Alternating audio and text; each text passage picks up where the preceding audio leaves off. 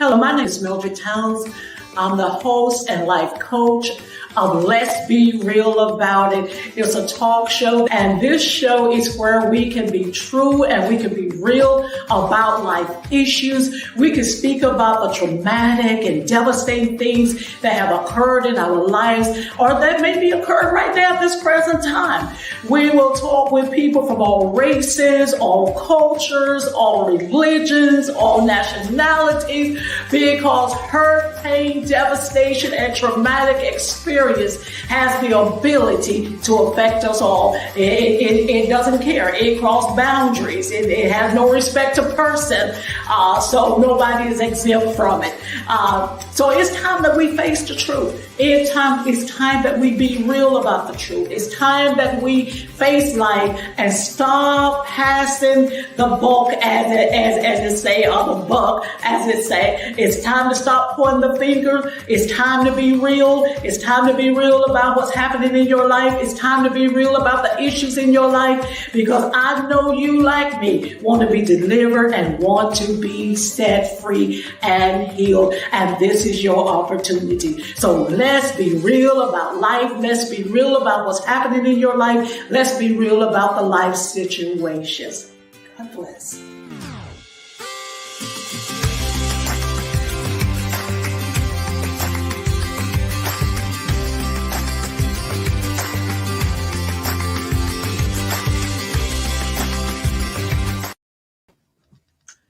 Hello and welcome to Let's Be Real About It, where we are real about real life issues. I'm your host, Mildred T. I must give you this disclaimer that this is a no holds barred zone, and therefore some of the contents of the show may be offensive to some, but that is not the intent of the show. But before I introduce my guest tonight, I do want to introduce my sponsors. We have Zion City of Deliverance and an anonymous sponsor, and J&K Style Grill. What up, y'all? It's your boy back on stage. We here at J&K Style and Grill with my main man. J&K Style Grill, home of the original waffle burger, stuffed wings, and Philly steak egg roll. The food was amazing, man. I'm talking about collard green stuffed chicken, mac and cheese stuffed chicken, waffle burger with the special sauce. Come on, man. What are you doing if you ain't eating here? You're wasting your life. Pull up. J&K Style Grill, you can copy the style, but never the spec. We got it. We got it. I want to invite you, if you're ever in the Virginia Beach area, please stop by J&K Style Grill, the location in College Park. Best chicken wings in Virginia Beach, best hot dogs in Virginia Beach, best burger in Virginia Beach. So please stop by and support J&K Style Grill. And I do want to go ahead and bring my guest on for tonight, Benard. Welcome to the show. Hey, how you doing? I am well. Thank you for coming and being a part of the show for tonight. And I titled the show for tonight, 12 Steps of Recovery. And just to give you a little bit of background, and some of you may recognize him, he was a recent guest on the show back in May, and the title of his show was No Longer Slave to Drugs and Alcohol. And Benard, we know that when we are a slave, or when that slave mentality is there, whatever the master wants you to do, that is what, we do. We run and do whatever the master wants us to do, because we are slave and we are obedient to the master. Yeah, chemical dependency. Yeah. So I'm going to get you to go ahead and just introduce yourself. My name is Benard Hurd. Thanks for letting me be here. It's a pleasure. I am just retired.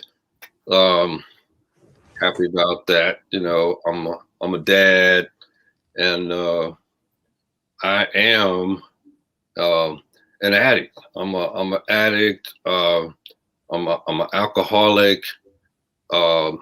Fortunately, I found a program that allowed me to relieve myself of my addictions to use alcohol and drugs. And that's kind of what I guess we want to talk about today. Last time I talked about what had happened to me, as a result of drinking and using. But I think today we kind of wanted to touch on how I got away from that. Kind of wanted to touch on the fact that I went to rehab and they introduced me to a 12-step program. A while ago, a guy named Bill W. that went through some of the same things wound up making a book. It's called the AA Big Book. And in this book, I found 12 steps to live by. So I guess we kind of want to touch bases on some of those steps and what it did to relieve me of my alcohol addiction.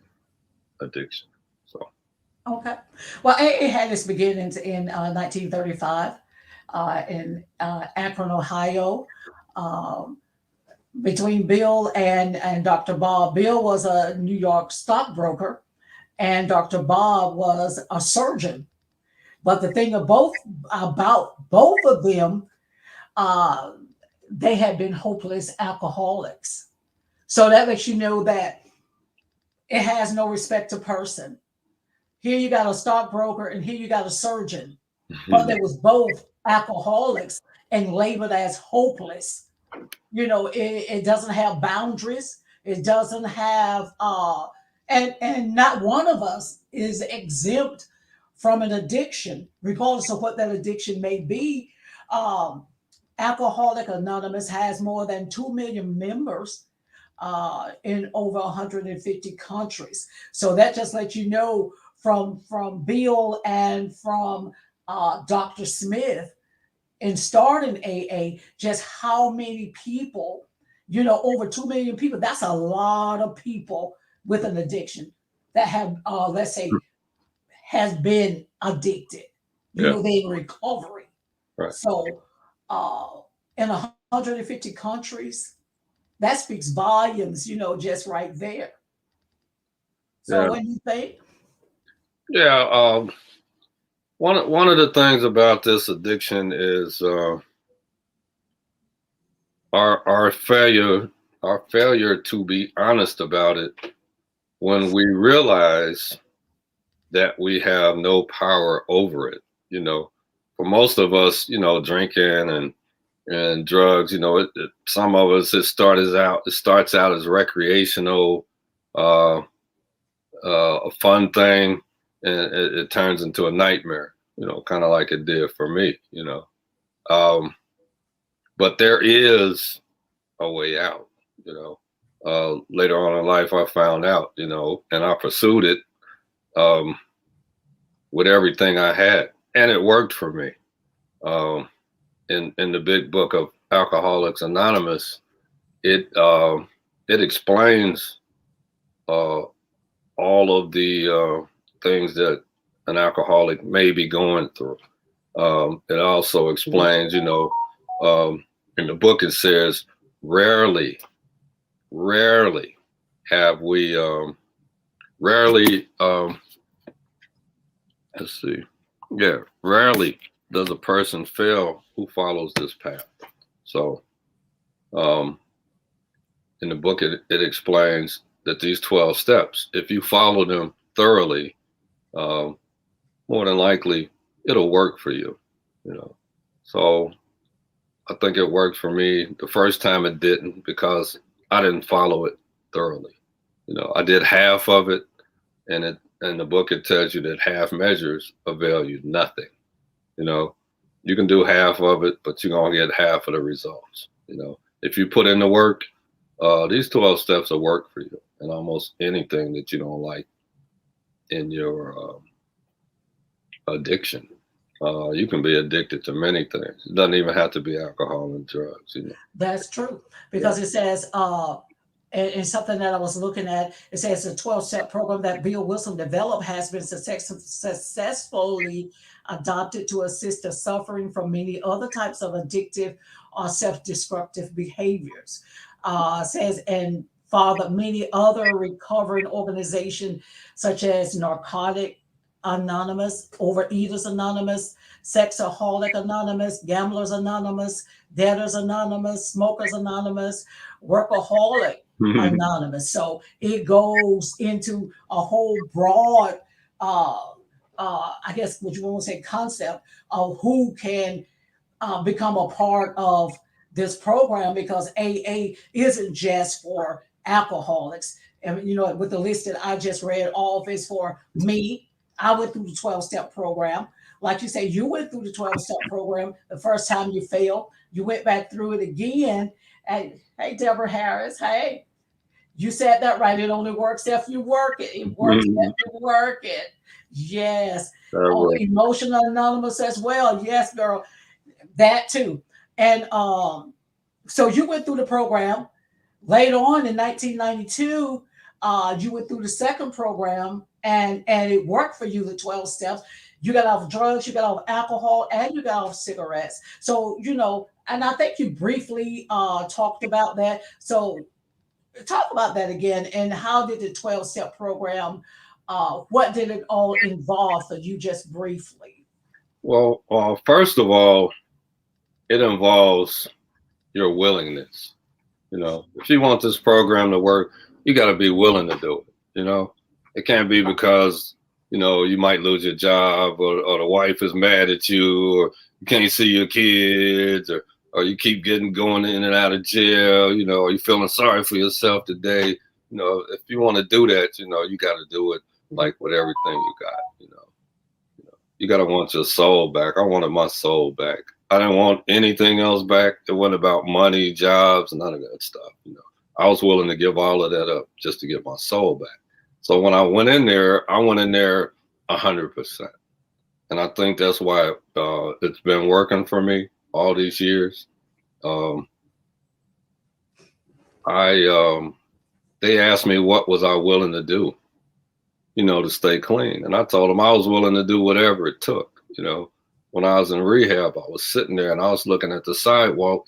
You know, I knew I had 30 days, you know, to get it right. I knew I didn't have another chance, you know, to go out there and fail again. You know, I knew it. I knew my life was at stake, you know, not the part where you die, the part where you continue living stupid. And I didn't want to continue living stupid, you know. So they told you that your brain was trying to kill you. And one of the guests that I had on the show, Joanne, another guest, she said that the voices in her head was talking to her. So just talk briefly about they telling you that your brain was trying to kill you. Well, they sit you down and in one of the classes, a guy just point blank said, you know, we have a brain that's trying to kill us. And he kind of explained that, you know, we have a brain that overrides everything. You know, it runs our pleasure center and it likes what it likes. So once you introduce something new into your brain pattern, you know, if it likes it, it's off and running.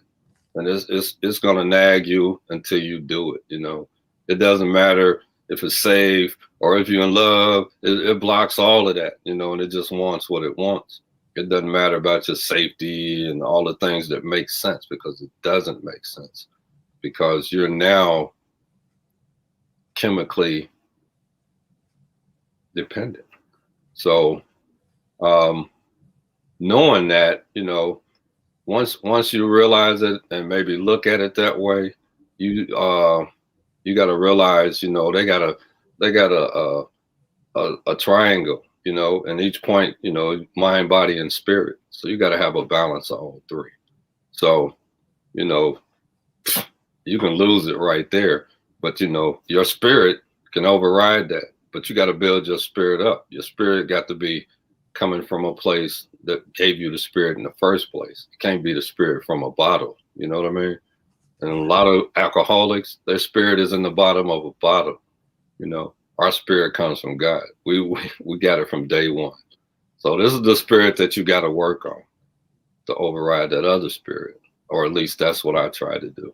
You know, I knew about God and I knew how to ask for help when I needed it. So that was one of the things that helped me When some of the people, you got people that don't believe in God, you got the agnostics and all of they don't believe in God, and it's kind of difficult for them to latch on to something, that can get them back some form of balance in their life, Yeah. And I had that, and it worked for me. But these 12 steps, they give you some new rules to live by. They give you some new rules to live by. And if you work them, they'll work for you, but you got to be willing to put in the work, They say half measures avail us nothing. So I was willing to do whatever it took. So, yeah. See, now, like with me, when I went through the 12 steps, see, I'm an emotional, compulsive binge eater, and I eat addictively. So when I got to the point to where I was like, I tell you this short, very brief story. I was at work one day. Hey, I got chips behind my computer, got stuff stuffed in my pocket. And I was like, God, I need your help. I really need your help, God. I go back to the back room in the supply closet. And I'm standing back there and I'm asking God for help. God, I really need you. God, I don't want to live like this no more. I don't want this to be a part of my life. And the Holy Spirit spoke to me and he said, Mildred, he said, you just like this caterpillar. As a matter of fact, I was about the size that I am right now. And he said, you're just like this caterpillar, caterpillar crawl on the ground is real big, and it barely can move. He said, but it goes get on a leaf and it just eat all the time. He said, but what you don't see is that inside of that caterpillar is a butterfly. He said, there's a day coming that butterfly is going to attach itself to the bottom of a leaf. And it's going to go through this thing called metamorphosis. But when it comes out, it's a butterfly. And that butterfly is going to soar. And I was like, God, I'm a butterfly. I'm a butterfly. And teacher, remember, put that picture up.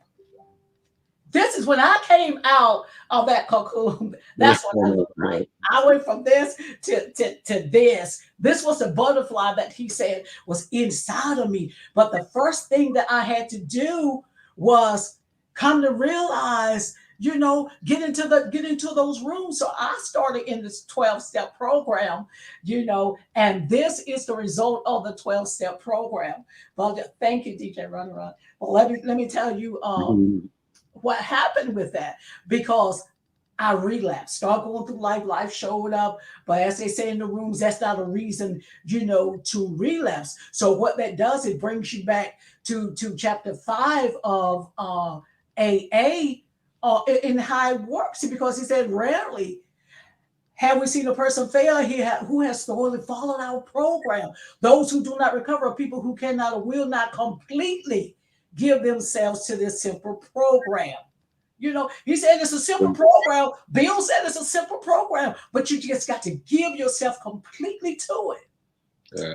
I was one of those half measures availeth much. I was there, working it for a while. Then I got tired of calling 4 people a day. I got tired of going to 3 meetings a week. I got tired of all the prep it takes, to prep this food. And I'm like, oh. So, hey, this is the result. Back where I started from. Yeah. But that butterfly is still there. Yeah. You know what I'm saying?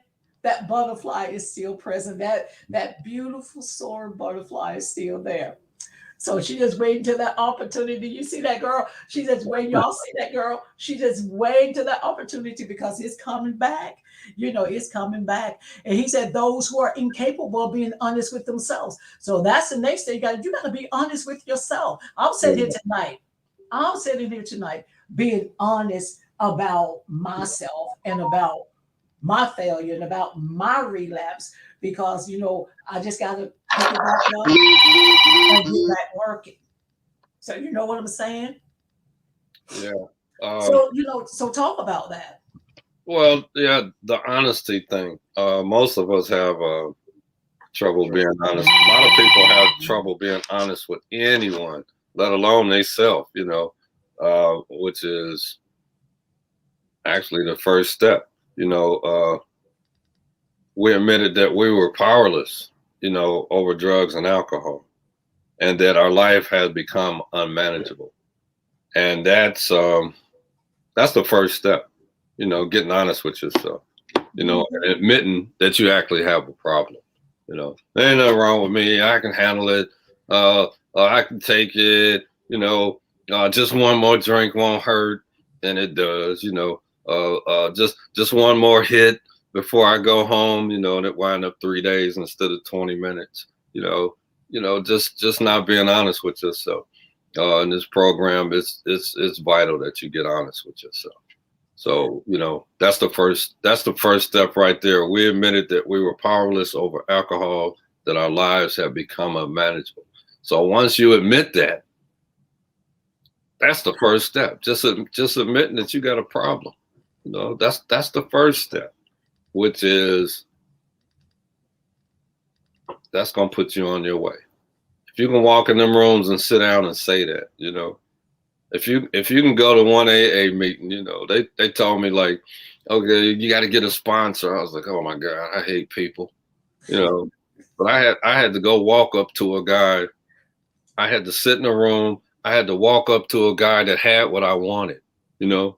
This guy was he wasn't but a year clean. And I was like, oh, I want a year.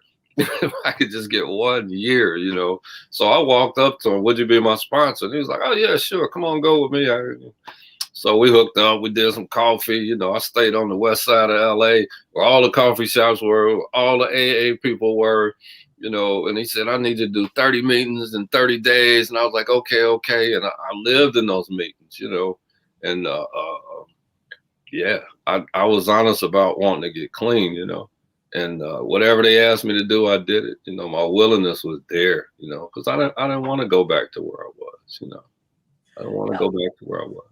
See, and the thing with the food addiction, I can talk about it from a food addiction standpoint. You know, the thing with food addicts, you know, we don't want to admit that we're a food addict. We want to compulsively eat, and we're going to binge. Food addicts, let me keep it with me.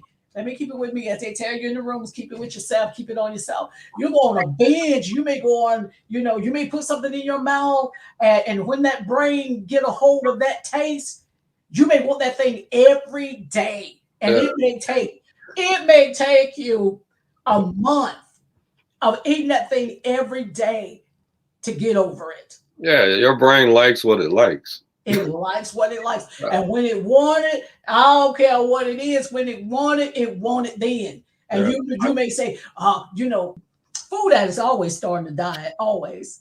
Yeah. Always. And it's always going to be Monday. Illegal drugs are hard to get at. Food is not hard to get at. Food is not hard to get at.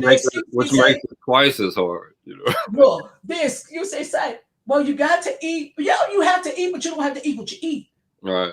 You have to eat. So we always want to start on Mondays. You know what I'm saying? But Mondays never come. When they say, you know, it's Tuesday, I'm gonna start Monday. They say, you know, it's that Monday. And they say, you know, it's the following Monday. And they say, you know, because you never get to the day that you're gonna start, because it's that brain, the voices in your head. Yeah, one more baby back ain't gonna hurt you. Mm-hmm. So, that's what we say, because that's what we think. Yeah, you know, one more drink and, you know, you're out there in your car like this, 3 a.m. in front of the bar, you know, just one more. Mm-hmm. And your brain will tell you to do things, and it'll nag you, you know. If you smoking cocaine, you know, just one and you're on your way, and you can't get no higher than the first one. But your brain will just nag you, because your brain loves it so much. That euphoric thing the first time, it'll have you sitting there for 3 days at a time. You know, so I know, I've been there. You know, it'll have you crawling in the carpet. You know, it's the same as food. You know, it'll have you hiding food from yourself. You eat something, you put the bag under the seat. Next thing you know, you got all these little wrappers under the seat. You got a trash can full of wrappers, you know, because you try to hide your food from folks. You know, it's basically it's no different, really. It's just a different substance, you know. But that same spirit, but a different substance. Yeah, I had a friend just she died off of just regular grocery store dinner wine, locked herself in the house several occasions till eventually one day we found her. She just drank herself to death. Just drank herself to death. Just, so readily available, You ain't got to go through nothing to get it. You ain't got to hang out in no alleys at 3 a.m. It's right there waiting for you. You go in a restaurant, it's there. You go in the grocery store, it's there, And your brain, it could be alcohol or drugs. It could be another person. We have addictive personalities. We're human beings, and we have addictive personalities. Mm-hmm. Our brains can fall in love with anything. The worst person in the world, if once you latched on to him, it's like, oh my God, he can change. I can fix him. I just love him, or I ain't never leaving you. You ain't going nowhere. You can't leave me. It's just it's that brain. It'll get you. You got to realize it. Once you recognize it, you can overcome it. Some people don't even know what's going on with them. So, and I just want to say this real quick before we go, because our time is right at hand. mm-hmm. One thing that Bill said, and Dr. Smith said, remember that alcohol or whatever it may be, alcohol, food, sex, gambling, shopping, lying, stealing, whatever your addiction may be. Mm-hmm. He said, remember that it's cunning, it's baffling, and it's powerful.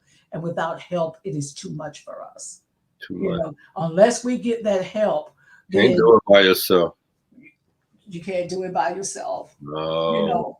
Some people can. Have the help of God. Some people can. True addict like me, I needed help. Mm-hmm. And when I asked for it and I asked God for it, He put me right where I needed to be. So it's one of the reasons why I'm here today. I need to share this with somebody, and let them know that it does work. I got to live drug and alcohol free now for almost 30 years, so it's a blessing, and it comes from God, may we find him now. May we find him now. Yeah, it's in the book, all of that is in the book. You're going to see God mentioned in the book on several occasions, so hopefully we can come back and the first step, we admitted we were powerless, maybe we can come back and talk about the second step sometime. So. Yeah. Well, I want to thank you for being a guest on the show tonight. Tell them how they can get in contact with you. John Hurd 47 at gmail.com.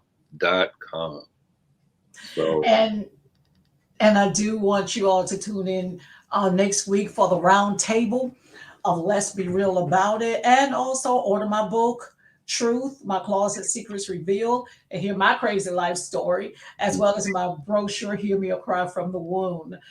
You can send me an email to iheartministries@gmail.com, and I will send you the information on how to order.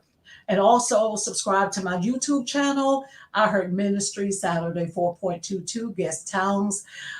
Special thanks to our viewers who watch the show nationally and internationally. I would love to hear from you. Please send me an email to iheardministries@gmail.com. Love your book.